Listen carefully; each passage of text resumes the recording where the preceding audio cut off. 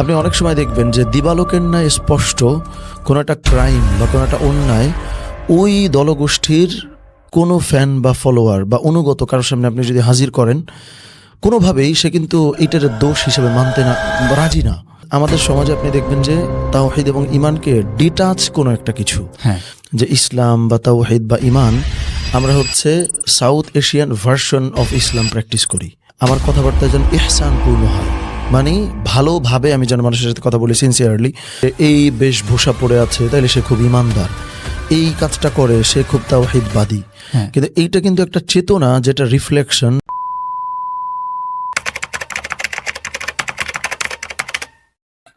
আচ্ছা জাহিদ ভাইয়া, আমি একটা জিনিস জানতে যাব।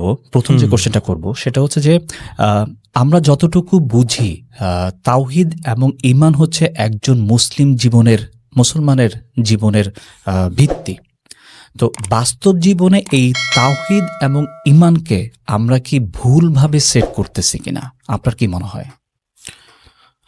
পার্সোনালি আমি মনে করি যে আমাদের সমাজে তাওহীদ বা হচ্ছে ঈমান, এইটাকে নিয়ে অনেক ক্ষেত্রে আমি অনেক মজা করে অনেক সময় বলি যে ইসলাম বা তাওহীদ বা ঈমান, আমরা হচ্ছে south Asian version of Islam practice করি।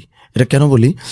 বিকজ নর্মালি তাওহীদ এবং হচ্ছে ঈমান, এটা কিন্তু একটা ড্রাইভার বা এটা কিন্তু একটা চেতনা, যে আমি আমার বিজনেস করছি, তো এই বিজনেস করার ক্ষেত্রেও ঈমান আমার ওই বিজনেসটাকে বারাকাপূর্ণ করতে পারবে। ঈমানটা ওই ড্রাইভার হিসেবে কাজ করবে। আমি মানুষের সাথে কমিউনিকেট করতেছি, কথাবার্তা বলি বা যে কোনো কিছু করি, সেই ক্ষেত্রে আমার তাওহীদ এবং ঈমান এইটা কিন্তু আমার ড্রাইভার হিসেবে কাজ করবে, যে আমি আমার কথাবার্তা যেন ইহসানপূর্ণ হয়, মানে ভালোভাবে আমি যেন মানুষের সাথে কথা বলি সিনসিয়ারলি। কিন্তু সমস্যা হলো, যেটা আমি বললাম, যে আমরা south Asian version of Islam, ঈমান এগুলোর প্র্যাকটিস করি। বিকজ আমাদের সমাজে আপনি দেখবেন যে তাওহীদ এবং ঈমানকে ডিটাচ কোনো একটা কিছু, মানে এইটা সমাজের সঙ্গে সম্পৃক্ত, রিলেট করা যায়, কানেক্টেড, এই টাইপের কোনো কিছু বিষয় না। এইটার ডিটাচ একটা কিছু, যে এই বেশভূষা পরে আছে তাইলে সে খুব ইমানদার, এই কাজটা করে সে খুব তাওহীদবাদী। কিন্তু এইটা কিন্তু একটা চেতনা যেটা রিফ্লেকশন আপনার সমস্ত কাজে কর্মে থাকবে। আমি খুব সিম্পল একটা উদাহরণ দিই, সেটা হচ্ছে, আমরা নামটা উল্লেখ এই মুহূর্তে নাই করি, বাংলাদেশে বিভিন্ন পলিটিক্যাল পার্টি বা হচ্ছে যে বিভিন্ন দল বা বিভিন্ন গোষ্ঠী বা বিভিন্ন হচ্ছে পীর মুরিদ, অনেক ধরনের গোষ্ঠী বা শ্রেণী পিপল আমরা দেখি অনেক ক্ষেত্রে। সেটা কেন বলতেছি, আপনি অনেক সময় দেখবেন যে দিবালোকের ন্যায় স্পষ্ট কোনো একটা ক্রাইম বা কোনো একটা অন্যায় ওই দলগোষ্ঠীর কোনো ফ্যান বা ফলোয়ার বা অনুগত কারোর সামনে আপনি যদি হাজির করেন, কোনোভাবেই সে কিন্তু এইটার দোষ হিসেবে মানতে রাজি না।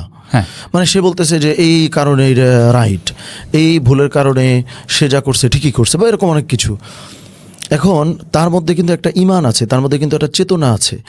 এই চেতনাটা তার মধ্যে এমনভাবে ইনজেক্ট করা হয়েছে যে গোটা দুনিয়া তার বিরুদ্ধে গেলেও সে যেটা বিলিভ করে এটা থেকে সে সরতে পারে না।